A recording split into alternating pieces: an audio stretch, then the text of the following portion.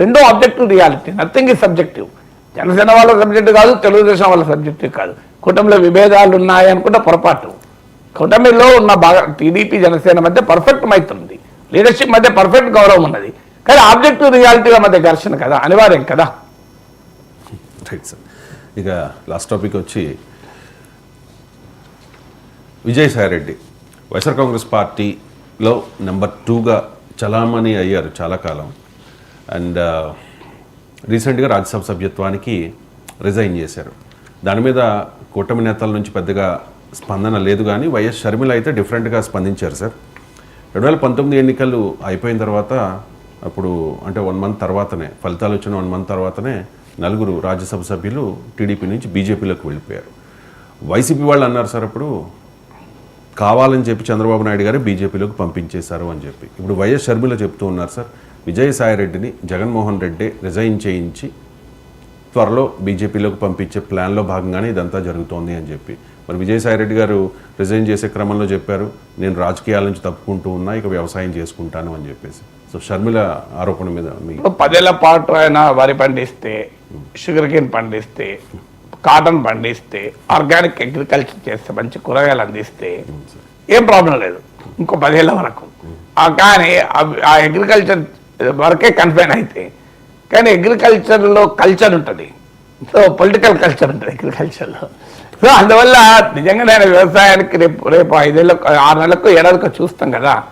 So Pawan Kalyan మన విజయసాయిరెడ్డి పొలంలో ఉన్నాడా, ఎక్కడ ఉన్నాడా అని, పొలం గట్టు మీద ఉన్నాడు అనుకోండి, ప్రాబ్లమే లేదు. పొలం గట్టు మీద కాకుండా రాజకీయ గట్టు మీదకి వచ్చాడు అనుకోండి, అప్పుడు సమస్య వస్తుంది. బీజేపీ గట్టుకు చేరితే, పొలం గట్టు నుంచి బీజేపీ గట్టుకు చేరాడు అనుకోండి, అనివార్యంగా చర్చ వస్తాయి. ఇప్పటికైతే క్వశ్చన్సే.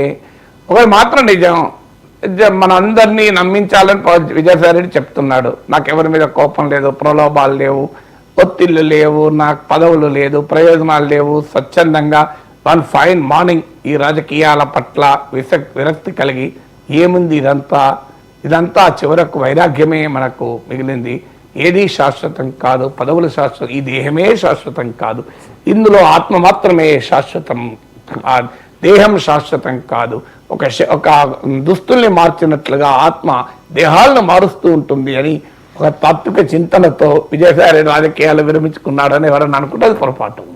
ఖచ్చితంగా దాని మీద రాజకీయ ప్రెషర్స్ ఉంటాయి. ఇది పొలిటికల్ డిసిషన్. ఆ ప్రెషర్స్ ఎవరు పెట్టగలుగుతారో అధికారంలోనే పెట్టగలుగుతారు. సో దీనికి జగన్మోహన్ రెడ్డితో ఆయనకున్న విభేదాలే కావచ్చు, ఇప్పుడు తెలుగుదేశం అనుకూల వ్యాఖ్యాతలు, విశ్లేషకులు ఇది కేవలం జగన్మోహన్ రెడ్డి పార్టీలో ఉండే అసమాన అంతర్గత కుమ్ములాట్ల వల్లనే జరిగింది అని వాళ్ళు భావిస్తున్నారు. ఎందుకంటే వాళ్ళు బీజేపీని అనకూడదు, వాళ్ళక అనలేరు గనక, అనే ధైర్యం చేయరు గనక. మీరు గమనించండి, దీనిపైన బ్రహ్మాండమైన లోతైన విశ్లేషణ చేసేటువంటి సీనియర్ పాత్రికేయులు కూడా పొరపాటున కూడా బీజేపీ మాట తీరలేదు. ఎందుకు తీరలేదు? వాళ్ళకి బీజేపీ అనే ధైర్యం లేదు కనుక. అందుకని దీంట్లో వైసీపీలో ఉన్న కుమ్ములాట్లే కారణమని, వైసీపీలో ఉన్న అంతర్గత విభేదాలు డెఫినెట్గా కొంత కారణం కావచ్చు, కాదని నేను అంటలేను. విజయసాయిరెడ్డికి సజ్జల రామకృష్ణారెడ్డితో, వైవి సుబ్బారెడ్డితో విభేదాలు, ఒక రాజకీయ పార్టీలో కుటుంబంలో విభేదాలు ఉంటాయి, పార్టీలో విభేదాలు ఉండవా? అనివార్యంగా ఉంటాయి.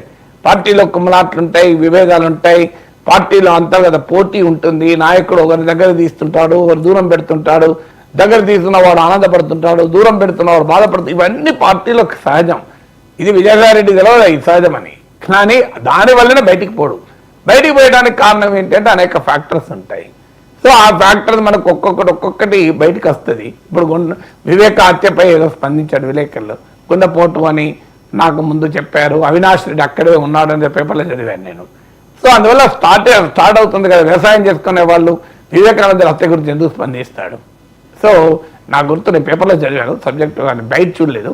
విలేకరుల సమావేశంలో వివేక హత్య గురించి కూడా స్పందించాడని నిన్నటి పేపర్లో వచ్చినట్టు చూడండి. అంటే మీడియా మిత్రులు అడిగితే స్పందించారు, అడిగినా స్పందించవచ్చు. అడిగినా మీరు వరిలో ఉన్న రకాలు చెప్పండి అని అడగాలి. నేను వ్యవసాయం చేసుకోబోతున్నా అండి, నాకేం సంబంధం వివేకానంద హత్య గురించి, గుండెపోటు ఏం సంబంధం, మీరు నాకేం సంబంధం దీని గురించి, మీరు మిల్లెట్స్ పండించడంలో జాగ్రత్తలు ఏంటి, కూరగాయల పెంపకంలో సస్యరక్షణ చర్యలు ఏంటి, ఇవి అడగని చెప్తాను నేను అనాలి కదా విజయసాయిరెడ్డి. నాకేం సంబంధం అండి, ఆర్గానిక్ అగ్రికల్చర్ చేయడంలో ఉపయోగం ఏంటి, రసాయనిక మందులు వాడకుండా పంటలు పండించడం ఎలా, ఈ ఐటీ రంగాన్ని వ్యవసాయానికి అనుసంధానం చేయడం ఎలా, ఇవి నాకు చెప్పండి. నీటి వాటర్ కన్సర్వేషన్ మెథడ్ ఏందని అడగండి. నాకేం అండి గొడవలు పెట్టు గుండెపోట్లు అని చెప్పాలి కదా. అది చెప్పలే కదా, స్పందించారు కదా. ఇప్పుడు అగ్రికల్చర్ పోయే వాళ్ళు వేరే ఏదైనా స్పందిస్తారా మీరు చెప్పండి. మీరు ఉదాహరణకు పెద్ద బిజినెస్ మ్యాన్ ఉంటాడు, పెద్ద రాజకీయ నాయకుడు ఉంటాడు, బిజినెస్ మ్యాన్ రాజకీయ నాయకుడు ఉంటాడు. ఓ ఫైన్ మార్నింగ్ ఆయన సన్యాసం తీసుకోవాలి, సర్వసంగ పరిత్యాగం చేయాలని కోరుకుంటుంది. సన్యాసిగా మారుతాడు, విలేకరులు వస్తారు. అడిగినప్పుడు మీకు ముఖ్యమంత్రికి విభేదాలు ఉన్నాయా అంటే ఆయన ఏమంటాడు? విభేదాలు మిథ్య, ప్రపంచమే మిథ్య, ఎవరూ శాశ్వతం కాదు, ఆత్మ శాశ్వతం, దేహం అశాశ్వతం అంటాడు తప్ప అవును నిజంగానే నాకు విభేదాలు ఉండే అని అంటే ఆయన సన్యాసం అవుతుందా? అది నాకు చెప్పండి. వ్యవసాయం చేసుకున్న వాళ్ళు వ్యవసాయం గురించి మాట్లాడాలి, రాజకీయాలు మాట్లాడదు. ఇక గుండెపోట్లు, గొడ్డలు పెట్టు, గుండెపోటుకు గొడ్డలు పెట్టుకో మధ్య ఏం జరిగింది, ఇదంతా అనవసరమైన చర్చ కదా. సన్యాసం తీసుకునే వాళ్ళు, వ్యవసాయం చేసే వాళ్ళు ఎట్లా చర్చ పెడతారు? ఇది రాజకీయం చర్చ కదా. అడుగుతారు విలేకరులు వ్యవసాయం విలేకరులు అగ్రికల్చర్ రిపోర్టర్లు కాదు, అక్కడ ఉన్న పొలిటికల్ రిపోర్టర్లు వాళ్ళు అదే అడుగుతారు.